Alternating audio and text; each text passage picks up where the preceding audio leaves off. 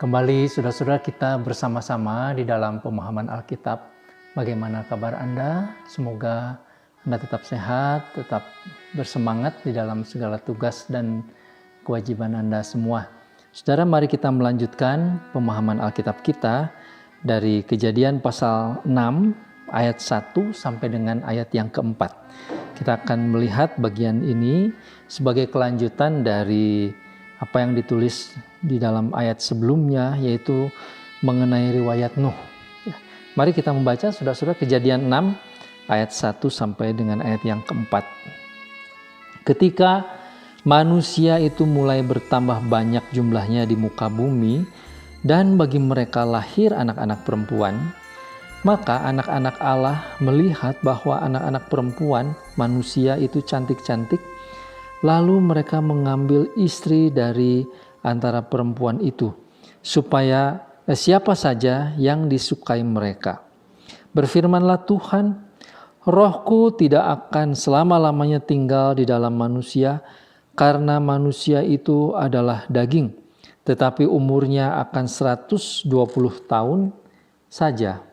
Pada waktu itu, orang-orang raksasa ada di bumi, dan juga pada waktu sesudahnya. Ketika anak-anak Allah menghampiri anak-anak perempuan manusia dan perempuan-perempuan itu melahirkan anak-anak bagi mereka. Inilah orang-orang yang gagah perkasa di zaman purbakala, orang-orang yang kenamaan. Nah, saudara-saudara, pasal 5 itu ditutup dengan pernyataan bahwa Nuh berumur 500 tahun. Ia memperanakan Sem, Ham, dan Yafet. Jadi silsilah dari keturunan Adam itu berhenti ceritanya itu sampai kepada Nuh. Karena nanti di pasal 6 ini saudara-saudara kita akan melihat penulis Alkitab ini memfokuskan kepada Nuh dan keluarganya. Nah, namun sebelum menceritakan riwayat Nuh di ayat 9, sang penulis kitab ini saudara-saudara menceritakan dengan sangat gamblang sesuatu yang sebenarnya mungkin jarang kita pikirkan ya kalau kita mempelajari sejarah manusia. Saudara, Alkitab sekali lagi bukan buku sejarah. Ini adalah buku rohani, sehingga yang dia ingin tuliskan itu adalah hal-hal yang sifatnya rohani. Nah, saudara, pada waktu itu jumlah manusia mulai bertambah jumlahnya, makin banyak. Ya, seberapa banyak kita tidak tahu, tetapi makin banyak. Saya waktu membahas pasal 4, saudara-saudara, kita sudah melihat bahwa di pasal 4 itu orang-orang sudah mampu membangun kota, mempunyai kebudayaan, mempunyai peradaban.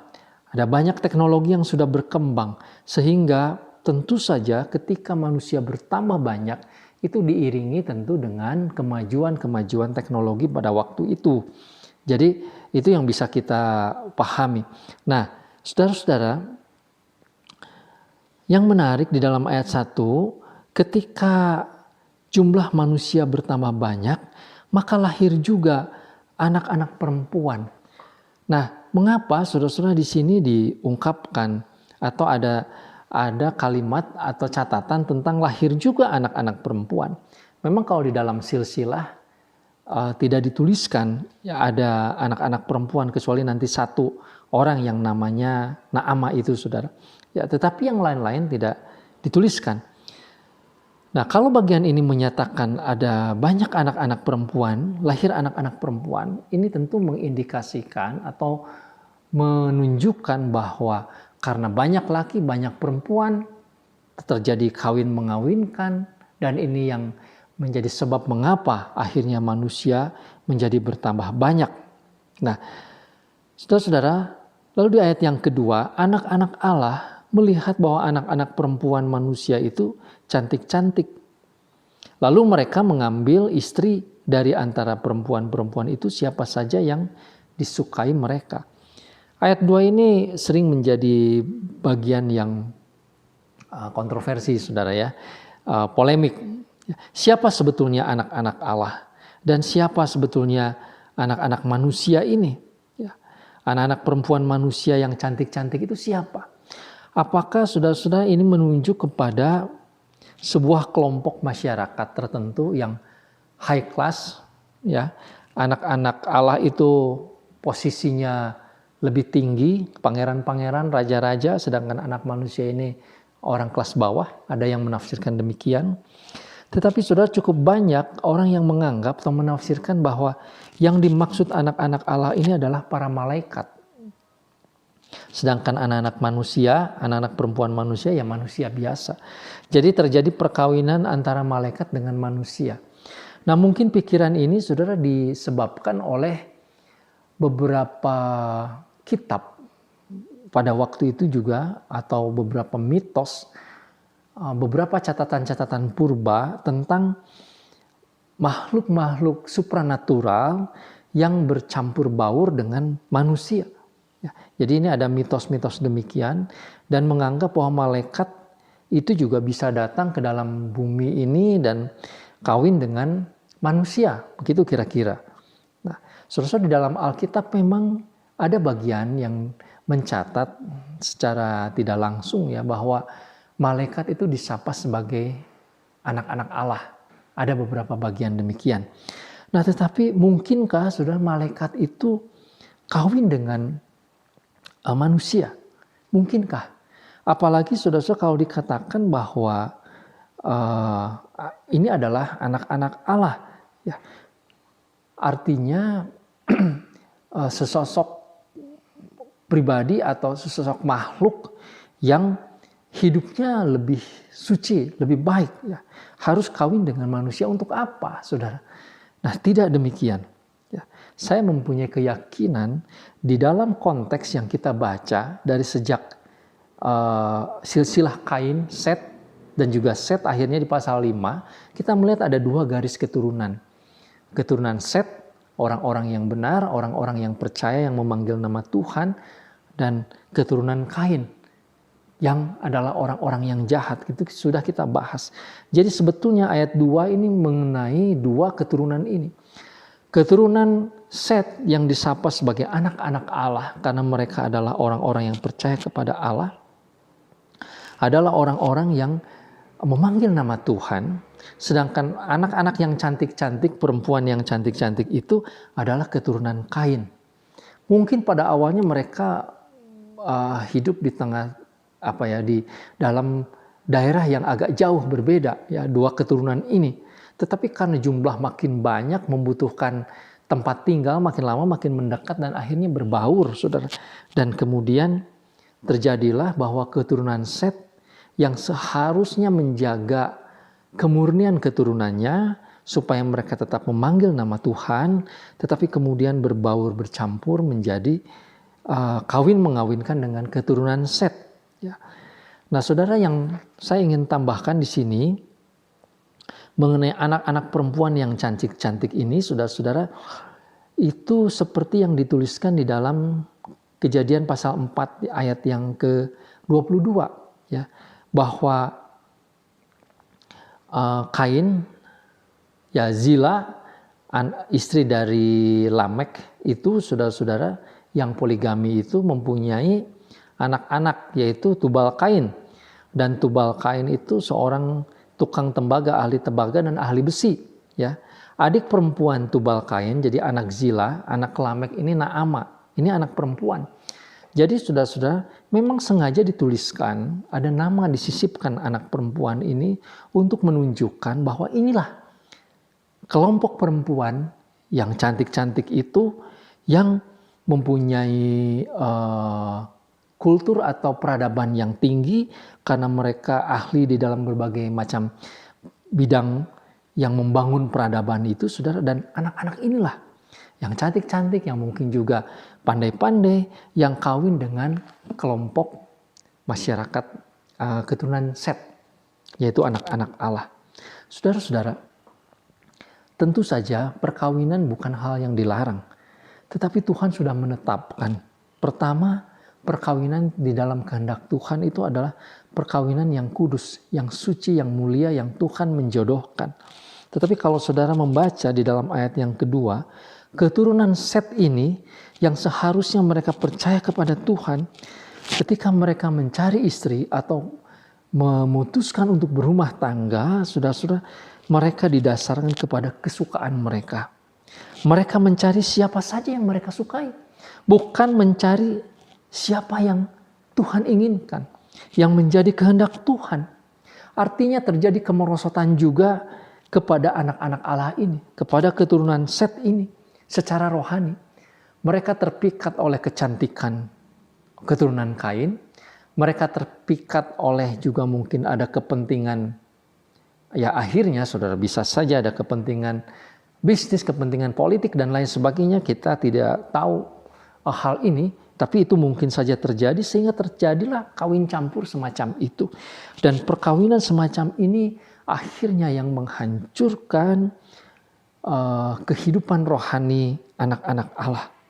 Saudara-saudara, ini menjadi peringatan khususnya bagi kita yang hidup saat ini. Saudara-saudara, kita memang tidak boleh rasis, tidak boleh membeda-bedakan orang dari sukunya. Kita juga tidak boleh diskriminatif, membeda-bedakan orang dari status sosialnya misalkan, dari status pendidikannya. Jadi saudara-saudara, ketika kita menikah atau kita mempunyai anak-anak yang akan menikah pada satu waktu nanti, tidak boleh didasarkan atas sikap rasisme yang membedakan kesukuan atau juga diskriminasi. Tidak boleh. Tetapi saudara-saudara, bukan berarti perkawinan itu seperti gambling ya, atau seperti bermain dalam perjudian, siapa saja yang menjadi kena gitu dengan kita, ya itulah menjadi bagian kita. Saudara-saudara, ini bukan permainan. Pernikahan, kita sudah membahas, saudara-saudara, mengenai pernikahan di PA yang lalu, itu sesuatu yang sangat penting, yang Tuhan Allah tetapkan sejak semula, sehingga siapa yang menjadi jodoh kita, itu adalah seharusnya di dalam kehendak dan rencana Allah. Jadi saudara-saudara, bukan kesukaan kita, bukan menjadi keinginan kita. Apalagi saudara-saudara, di dalam ayat ini ada indikasi bahwa mereka mengambil siapa saja, mungkin juga lebih dari satu. Jadi ini bukan hanya poligami dengan 2 istri seperti Lamek, tetapi barangkali lebih dari itu. Jadi siapa saja. Wah, kehidupannya sudah sedemikian jahat, saudara-saudara. Dan perkawinan semacam ini, perkawinan campur berbeda iman ini, saudara-saudara, akhirnya menghancurkan kerohanian anak-anak Allah. Dan ini berlaku kepada setiap zaman. Saudara-saudara perhatikan, khususnya kalau kita mengingat di kitab Imamat misalkan ya, dan juga perjalanan bangsa Israel, dan juga di kitab Nehemia misalkan, di bagian akhir itu diceritakan mengenai perkawinan campur antar iman. Yang satu menyembah Allah, yang satu menyembah berhala. Kalau dicampurkan saudara-saudara, maka yang terjadi adalah justru orang-orang yang menyembah berhala ini akan membawa orang yang menyembah kepada Tuhan untuk menyembah kepada berhala, bukan sebaliknya. Kalau ada yang sebaliknya, itu anugerah Tuhan. Tetapi sebagian besar atau kebanyakan pada umumnya justru terbalik, saudara-saudara. Nah, apakah ini berarti perkawinan satu agama? Saya kira ini bukan soal agama, saudara. Ya, tetapi ini soal iman, soal beribadah kepada siapa. Kadang-kadang di dalam satu agama pun imannya bisa berbeda. Saudara-saudara, barangkali sama-sama ke gereja, tetapi yang satu menyembah Tuhan, yang satu menyembah uang. Itu bisa terjadi.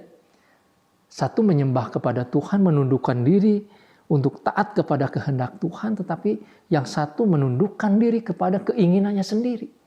Dan kalau perkawinan sedemikian terjadi, saudara-saudara, maka ini akan membawa kepada kemerosotan di dalam kerohanian. Dan inilah yang terjadi kepada keturunan berikutnya. Percampuran antara anak-anak Allah dengan anak-anak manusia ini mengakibatkan Tuhan menjadi murka. Di dalam ayat yang ketiga, berfirmanlah Tuhan, rohku tidak akan berlama-lamanya tinggal di dalam manusia. Karena manusia itu adalah daging, tetapi umurnya akan 120 tahun saja. Nah saudara, maksudnya ini bukan umurnya 120 tahun itu umur manusia, jadi sesudah itu umurnya 120 tahun, bukan itu. Tetapi sejak Tuhan berfirman, maka hanya 120 tahun lagi saja kesempatan mereka untuk bertobat. Umur mereka tinggal 120 tahun. Sesudah itu ada apa, saudara? Saudara nanti akan melihat sesudah itu, maka Tuhan akan melenyapkan alam semesta ini, melenyapkan bumi ini, akan menghukum bumi ini, saudara-saudara, akan menghancurkan bumi ini dengan air bah. Sesudah 120 tahun sejak Tuhan berfirman. Sebab keturunan-keturunan yang baru ini adalah keturunan orang-orang yang jahat. Dan saudara membaca di dalam ayat yang keempat. Coba kita lihat. Pada waktu itu orang-orang raksasa ada di bumi. Pada waktu itu. Jadi sebelum terjadi perkawinan campur ini, saudara, sudah ada orang-orang raksasa itu. Dan juga pada waktu sesudahnya. Dan juga sesudahnya, karena kaum raksasa ini, anak-anak manusia ini, saudara, yang kemudian kawin mengawinkan dengan anak-anak Tuhan, anak-anak Allah ini, ya, dengan orang keturunan Set. Jadi masih ada sisanya kaum raksasa ini. Nah, ketika anak-anak Allah menghampiri anak-anak perempuan manusia, dan perempuan-perempuan itu melahirkan anak-anak bagi mereka, jadi ada lagi lahir keturunan raksasa. Inilah orang-orang yang gagah perkasa pada zaman purbakala, orang-orang yang kenamaan. Jadi dari sekian banyak masyarakat itu ada orang-orang yang raksasa.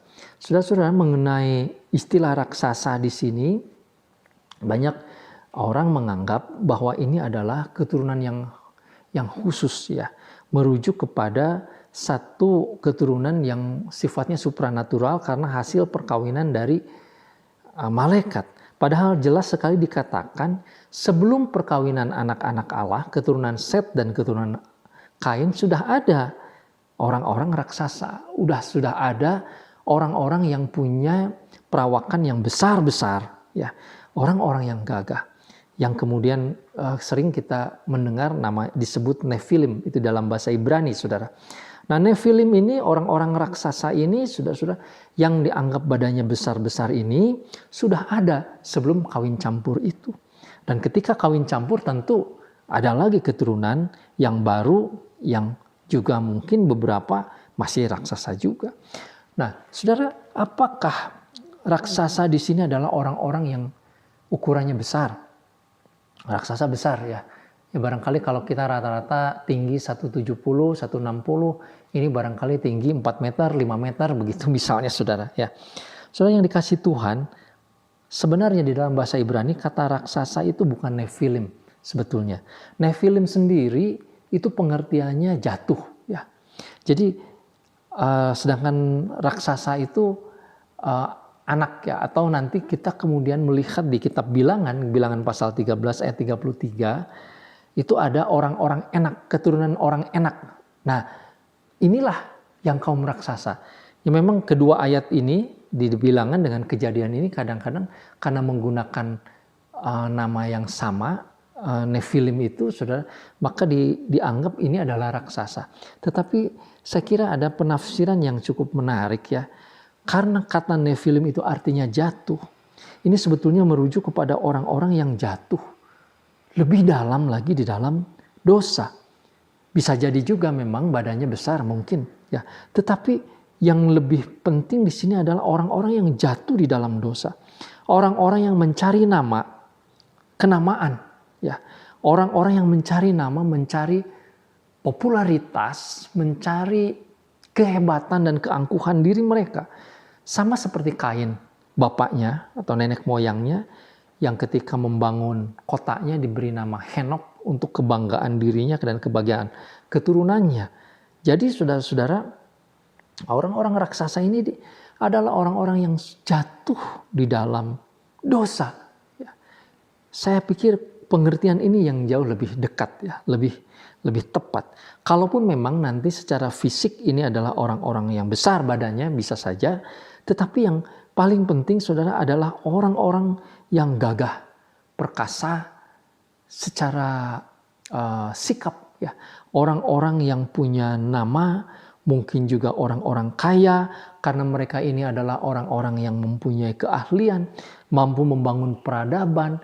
Ini adalah para bahasa sekarang mungkin para konglomeratnya, insinyurnya atau siapa gitu yang hebat-hebat di zaman purbakala, dan orang-orang inilah saudara-saudara yang punya pengaruh di dalam peradaban pada waktu itu.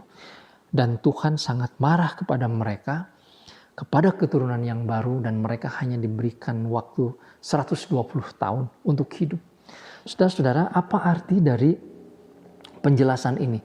Sebenarnya kita bisa melihat, saudara, sebelum Tuhan menjatuhkan hukuman yang sangat fatal, sebelum itu Tuhan masih memberikan anugerahnya, kesempatan. Saudara-saudara, berkali-kali kita melihat meskipun Tuhan menghukum, hukum Tuhan tidak bisa diubah, tetapi anugerah Tuhan tetap diberikan. Kain diusir atau disuruh pergi, tetapi anugerah Tuhan tetap menyertai Kain sehingga Kain tidak boleh dibunuh. Ya.